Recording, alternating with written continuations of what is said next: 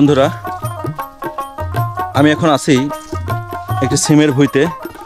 সিম যদিও শীতকালীন ফসল, তবুও এটি চাষি শীতের মৌসুমের কিছু মাস আগেই লাগিয়েছে এবং তারা ফলন মোটামুটি ভালোই পেয়েছে। আমরা শুনবো সেই কৃষকের কাছ থেকেই এই এত আগে সিম লাগিয়ে এত ভালো ফলন কিভাবে সে পেল, এই বিস্তারিত আমরা শুনবো। তাহলে এই যে শীতের 2-3 মাস আগে সিম চাষ করা, এই সিম চাষ করার যে এত ভালো ফলন কিভাবে সম্ভব হলো, যেহেতু এটা শীতকালীন ফসল আমরা সবাই জানি।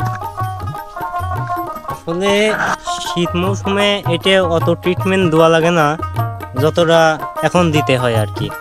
এখন এর পোষা বেশি, পোকা লাগে বেশি, সব কিছুই বেশি, যে কারণে এই মৌসুমে আমি করেছি। যেমন ধরেন সিম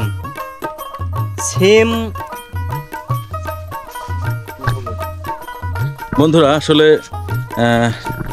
সিম চাষ কিন্তু খুবই কষ্টের একটি চাষ এবং এই যে দেখতে পাচ্ছেন সিমের ফুল থেকে সে ফুল ছাড়িয়ে দিচ্ছে এবং আগা ছাড়িয়ে দিচ্ছে। তাহলে চাষের এইটাই হচ্ছে কিন্তু কৌশল। শুধু কীটনাশক দিলেই যে ফসল ভালো হবে তাও কিন্তু না। আসলে কীটনাশক বাদে আর কি কাজ এই সিমে করলে সিমের ফলন ভালো হওয়ার সম্ভাবনা থাকে? আপনার প্রতিদিন সকালে কুয়াশা পড়ে, আর প্রতিটা কাইন, এটাকে কাইন বলে, সিমের ফুলের ঝরা এটাকে কাইন বলে। প্রত্যেকটা কান, আমার এই জমি হচ্ছে 20 শতক জমির উপর আমি সিম লাগাইছি।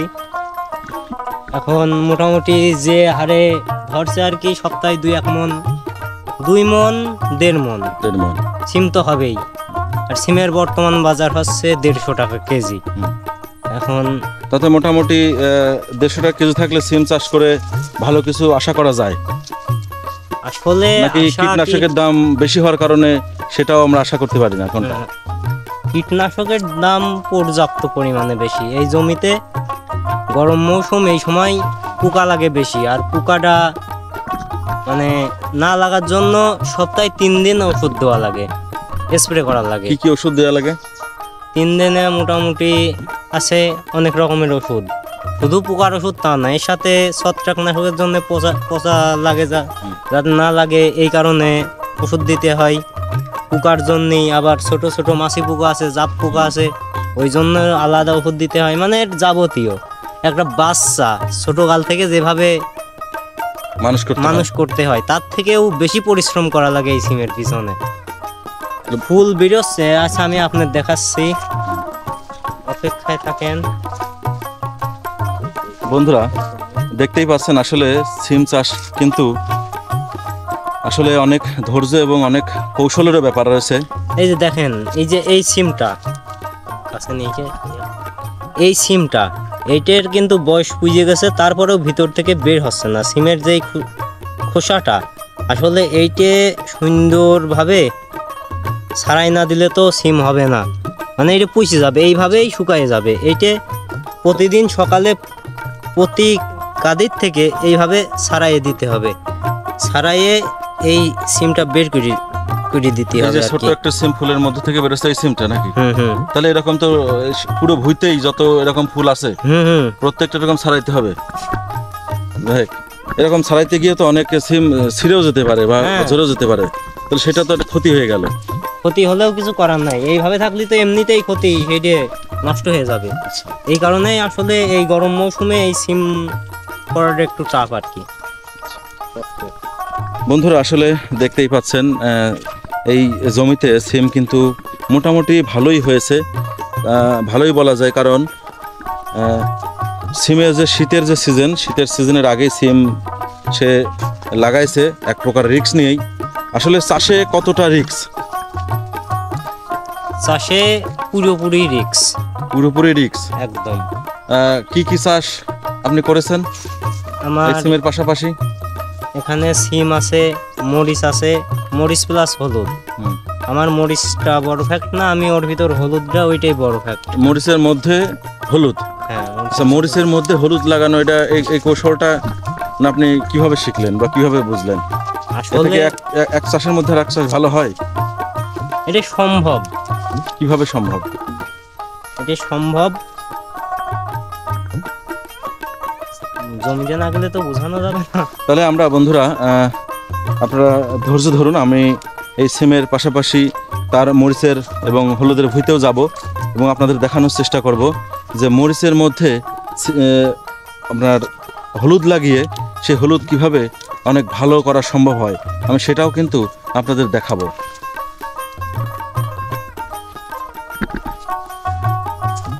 দেখুন বন্ধুরা কত ভালো সিম হয়েছে।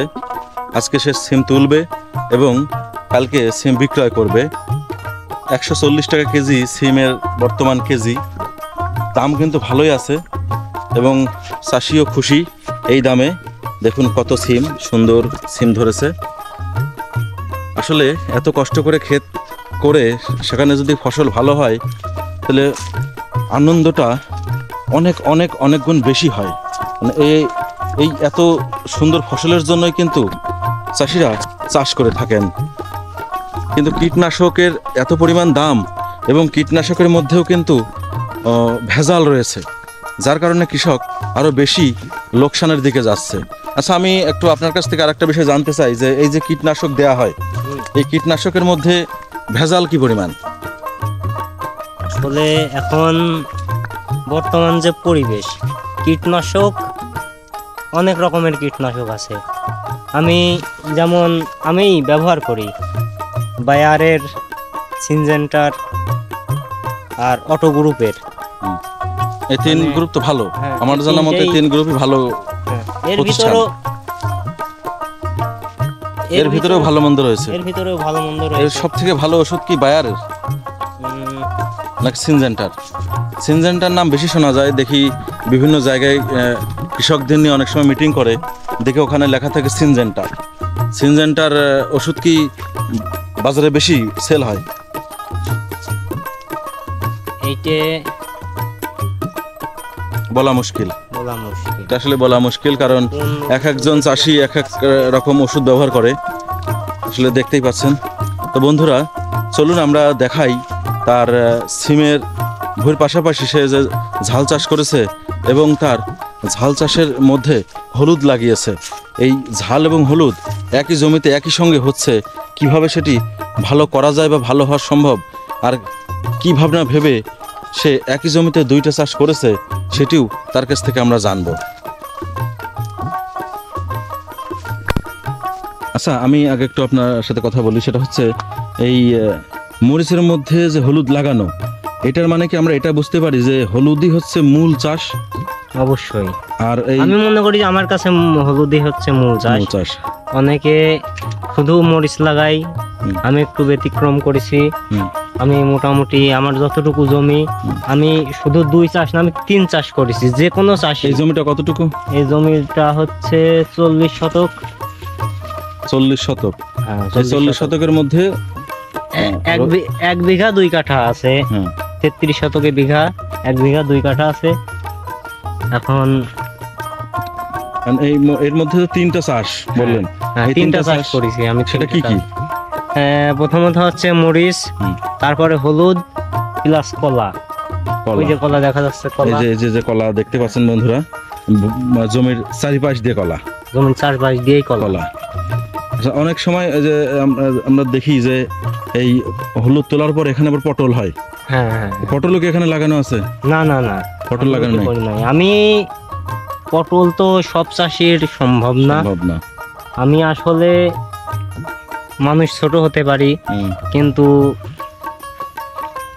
একটু ডিজিটাল আর কি, আধুনিক আধুনিক চাষ। পদ্ধতিতে চাষ হ্যাঁ, করি। আধুনিক পদ্ধতিতে চাষ। তবে ফলন পর্যাপ্ত পরিমাণে যে পরিবেশে আছে ভালো হবে আশা করা যাচ্ছে। এখন তো বিভিন্ন ওষুধ কোম্পানি এবং সরকারও বলছে যে চাষে যদি আধুনিকত্ব আনা যায়, এবং সরকারও চেষ্টা করছে যে চাষে আধুনিকত্ব আসুক। যে কোনো চাষি যদি এক ফসলের উপর নির্ভরশীল হয় তবে সেটা লস হবে। লস হবে। সে একই জমিতে অনেক রকম ভাবে চাষ করতে পারে, শুধু মরিচ হলুদ এইগুলো না, কম্বিনেশন আরো ফসল আছে, ওইগুলো করতে পারে,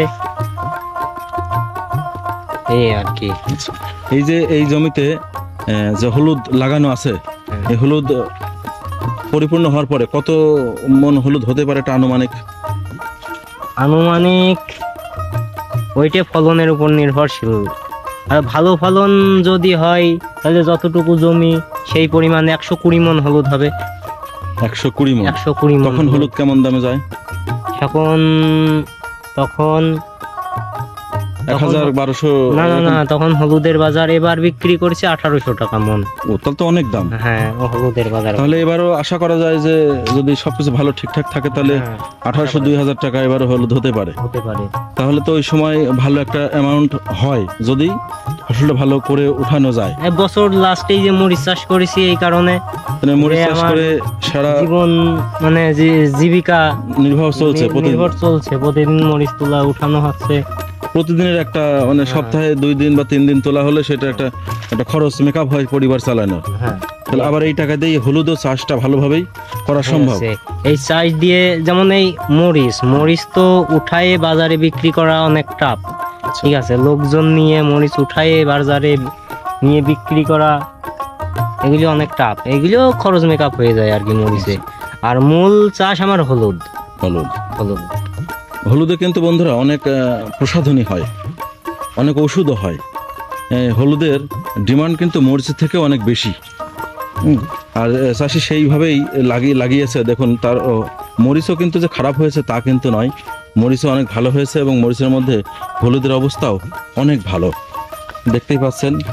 আর এই জমিতে এই যে মনে হচ্ছে সার প্রয়োগ করা আছে, এটা কি সার দেয়া আছে? এটা আছে গোরোজিন আর ইউরিয়া। এই জমিতে এখন সার প্রয়োগ করতে হলেও তো এই হলুদের কথা চিন্তা করে সার দিতে হয় যাতে হলুদের ক্ষতি না হয়। ওইটাই মূলত সার দেওয়াই হয় হলুদে, মরিচ সিম্পল মাত্র। বন্ধুরা আপনারা শুনতেই পেলেন যে আসলে চাষ কিন্তু মুখের কথা নয়, চাষ অনেক কষ্টের একটি বিষয় এবং অনেক কৌশলের একটি বিষয়। চাষ করলেই চাষ করা না, চাষও করতে হয় সেরকম বুদ্ধি খাটিয়ে। আসলে আপনারা শুনতেই পেলেন এই চাষির মুখ দিয়ে। চাষি আসলে এখানে তার প্রধান চাষই হচ্ছে হলুদ। সে এই তার হলুদ কয় মাসের চাষ? হলুদ 6 মাস।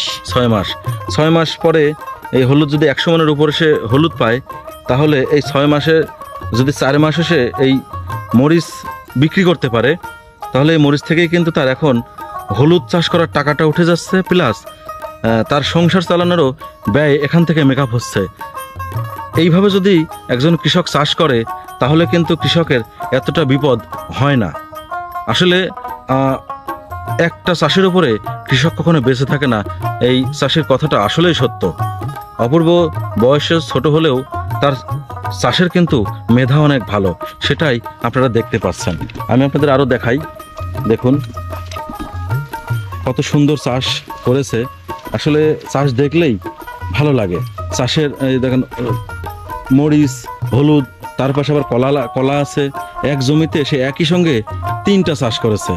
আসলেই এটি যেমন অনেক বুদ্ধির ব্যাপার আছে, আবার সামর্থ্যের ব্যাপার আছে।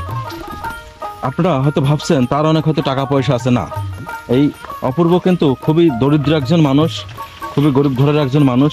আর সব থেকে বড় কথা হলো বন্ধুরা, এই অপূর্বর খুব ছোটবেলায় তার বাবা মারা যায়। সে প্রাইমারিতে থাকা অবস্থায় যত সম্ভব তার বাবা মারা যায়। তারপর থেকে এই সংসারের সমগ্র দায়িত্ব এই অপূর্বর উপরেই পড়ে। তার ঘরে এখন আছে তার মা এবং তার একটি ছোট বোন রয়েছে, এই নিয়ে তার পরিবার।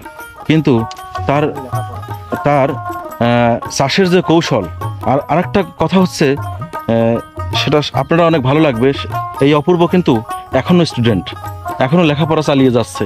এই চাষের পাশাপাশি এই অপূর্ব এখনও লেখাপড়া চালিয়ে যাচ্ছে। ওর যে কাজের প্রতি ভক্তি, নিষ্ঠা এবং তার পাশাপাশি যে লেখাপড়া চালিয়ে যাচ্ছে, এটাই আমার কাছে অনেক ভালো লেগেছে।